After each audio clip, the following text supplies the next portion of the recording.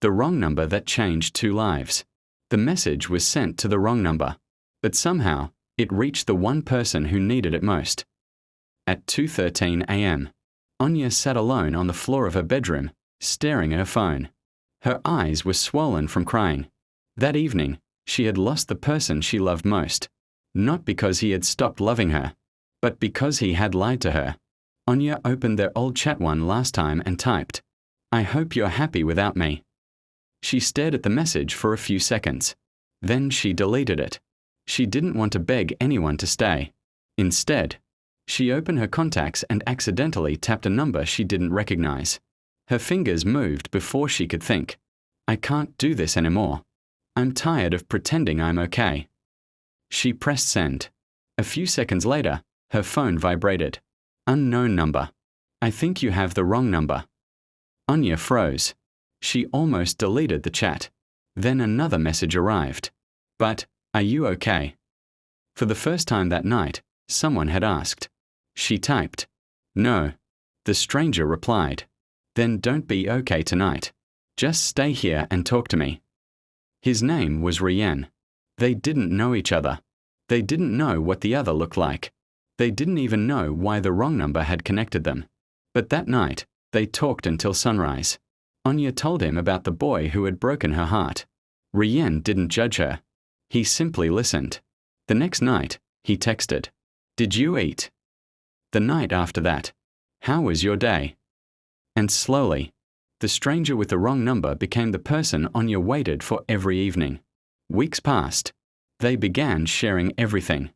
Childhood memories, favorite songs, fears, dreams, and secrets neither of them had told anyone. But Riyen always avoided one question. "Why did you reply to my message that night?" Every time Anya asked, he changed the subject.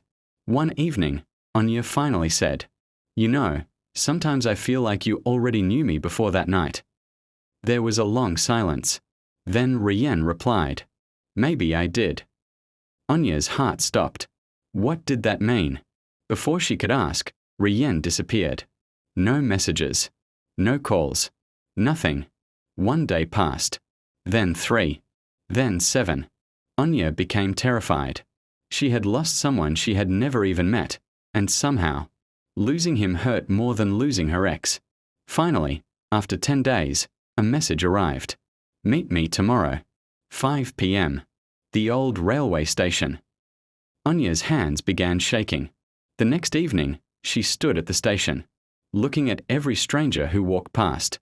Then she saw a man sitting alone on a bench. He was holding an old photograph.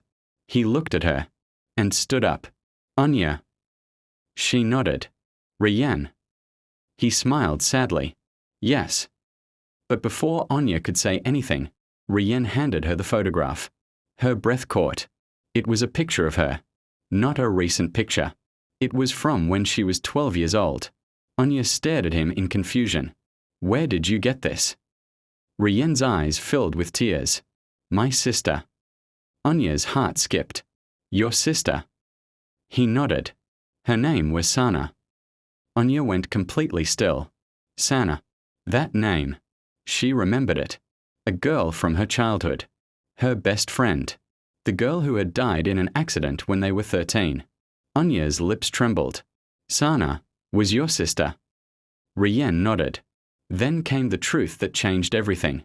Years ago, Sana had written a diary. Inside it was the story of a friendship she never got to finish. And on the last page, she had written, "Anya is the only person who knows the real me. If anything ever happens to me, I hope she never blames herself." Anya burst into tears. She had spent years believing that she could have saved Sana that day. Riyen had spent years believing that. Anya had abandoned his sister after the accident. Neither of them knew the truth. Until the wrong number brought them together. Riyen whispered, "I found your number in Sana's old diary. I had saved it years ago, but I never had the courage to call you." Anya looked at him through tears. "Then why did you answer that night?" Riyen smiled faintly. "Because that night, I was sitting beside my sister's grave." Anya couldn't speak. He continued, "I had just lost my mother too. I felt like I had nobody left. Then your message came. He looked down at the phone. You said you couldn't do it anymore. I thought, maybe someone had sent me a reason to stay. Anya began crying harder. The wrong number hadn't just connected two strangers. It had brought together two people who had been carrying the same pain for years. Riyen sat beside her. For a while, neither of them spoke. Then Anya whispered, "Do you think Sana sent that message?" Riyen looked at her.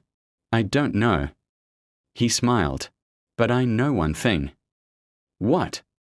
"If you hadn't sent that message to the wrong number." He paused. "We might have spent the rest of our lives blaming ourselves for something that wasn't our fault." Anya smiled through her tears. For the first time in years, her heart felt lighter. Sometimes, life doesn't send us what we ask for.